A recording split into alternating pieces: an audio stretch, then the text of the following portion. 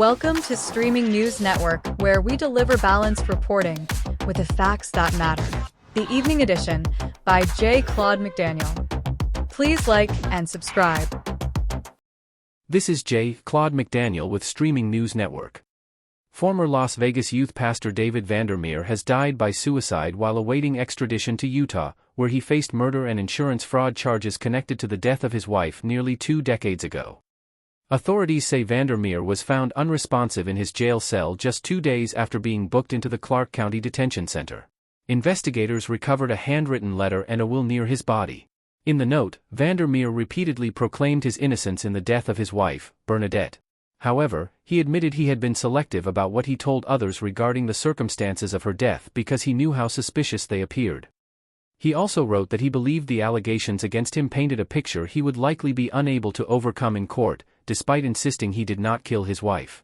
Bernadette Vander Meer died in August of 2006 after falling more than 1,000 feet from Angel's Landing Trail in Zion National Park during the couple's wedding anniversary trip. Her death was originally ruled accidental, but investigators later reopened the case after receiving new information in 2022. Prosecutors alleged Vander Meer dramatically increased his wife's life insurance coverage before her death and later collected more than $567,000 in benefits. Court documents also alleged he was involved in an inappropriate relationship with a 16-year-old girl before his wife's death. Officials have announced a full review into the circumstances surrounding Vander Meer's death while in custody.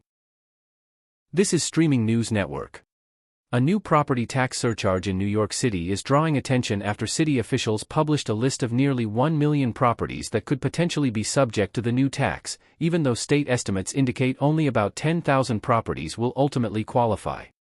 The surcharge was approved as part of an agreement between New York City and New York State after Mayor Zohran Mamdani proposed broader tax increases during his campaign.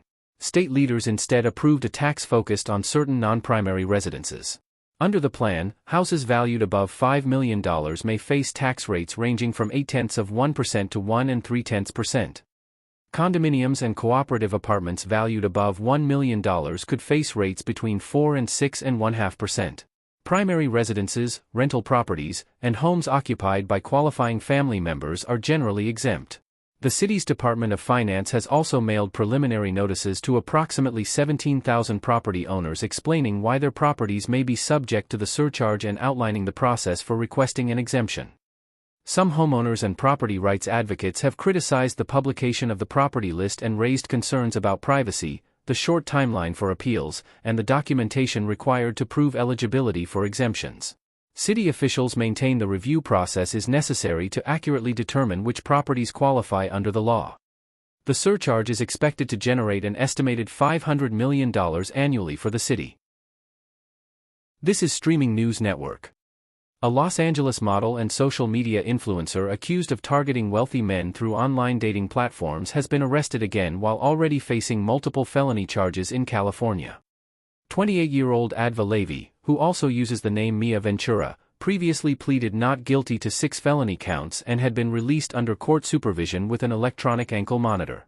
Authorities allege she developed relationships with wealthy men and, in some cases, young women through dating websites before stealing cash, gold, luxury merchandise, and other valuables from their homes. Prosecutors say the alleged crimes occurred between 2023 and 2025.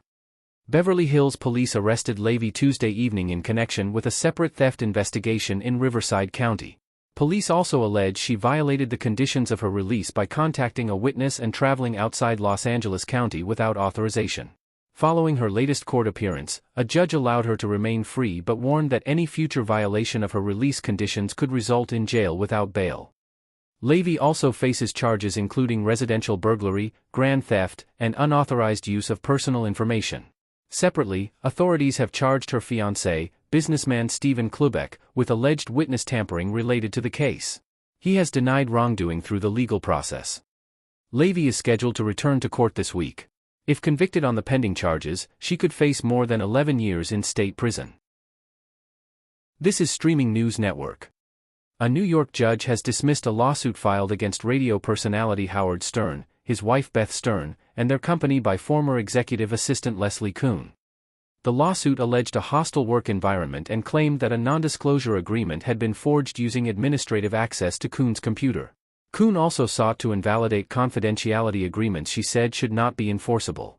In dismissing the case, the judge cited evidence that included an email sent from Kuhn's company account with a signed non-disclosure agreement attached. The court also noted that legal precedent requires more than an unsupported claim of forgery to challenge the authenticity of a signature. Kuhn had alleged she worked first as an office manager before becoming Stern's executive assistant and later managed operations at the Stern's New York residence. Her lawsuit described difficult working conditions involving household management and animal rescue activities. She also claimed she was promised a salary increase and bonus before being terminated earlier this year. Howard Stern's legal team denied the allegations, describing the lawsuit as an attempt to obtain money following Kuhn's dismissal and defending the use of confidentiality agreements for employees working in the family's private home. Neither side has publicly indicated whether the dismissal will be appealed. The ruling comes as Stern prepares to return to SiriusXM this fall with a reduced schedule featuring one new program each week. This is Streaming News Network. Newly released diary entries written by Dr. Anthony Fauci are shedding new light on his interactions with former White House aide Katie Miller during the early months of the COVID-19 pandemic.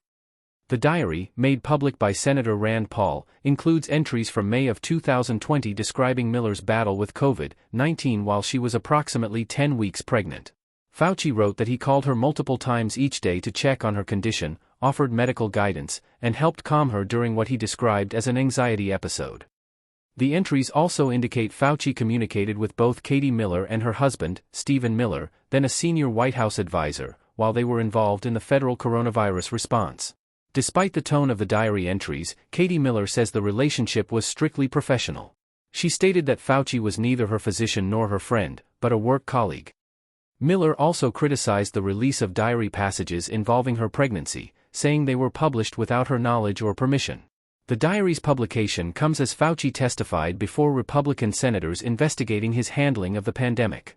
During the hearing, he invoked his Fifth Amendment rights in response to questioning and accused Senator Paul of conducting a politically motivated campaign against him. Fauci also criticized the public release of what he described as his unredacted personal diary. The newly released records have added another chapter to the continuing debate over the federal government's response to the pandemic. This is Streaming News Network. Houston Mayor John Whitmire says preserving the historic Harper School remains a priority after a fire damaged the nearly 100-year-old building over the weekend. The former school, built in 1927, caught fire late Saturday night. Houston firefighters responded quickly and brought the blaze under control. One firefighter suffered a minor ankle injury during the response. Mayor Whitmire visited the site with Houston Fire Chief Thomas Munoz and said the goal is to preserve the building's historic facade, its historical marker, and any architectural features that can be salvaged. The cause of the fire has not yet been determined, although officials say an electrical issue is one possible cause. The investigation remains ongoing. The Harper School was named after Frances Ellen Watkins Harper, an influential African-American poet, author, abolitionist, and women's rights advocate. In later years, the building served as a disciplinary alternative education program before those operations moved to another campus in 2007. Houston Independent School District officials confirmed the former administrative building had been sold after the district approved its sale last year. The property, which covers approximately 3 1/3 acres, is now privately owned. The City of Houston says it is working with the property's owner and the school district to explore ways to preserve and honor the site's historical significance despite the change in ownership. This is Streaming News Network. A massive avalanche on Broad Peak in northern Pakistan has left at least 4 climbers dead and 10 others missing, as search and rescue teams continue working in one of the world's most challenging mountain environments. The avalanche struck around midday Thursday on Broad Peak, the world's 12th highest mountain, which rises more than 26,400 feet above sea level in the Karakoram mountain range. Among those reported missing are American climber Mallory Geis and renowned Nepali mountaineer Nirmal Purja, whose extraordinary climbing achievements were featured in the Netflix documentary 14 Peaks, Nothing is Impossible. Pakistani authorities say rescue efforts have been hampered by rugged terrain and dangerous weather conditions. Military helicopters have joined the search, and officials have confirmed that 4 bodies have been recovered. 2 of the victims have been identified as Omani climber Nadira Al-Harthi and Nepali climber Pur Bahadur Gurung, known as Yukta. Reports indicate that a tracking device associated with expedition leader Nirmal Purja showed movement after the avalanche.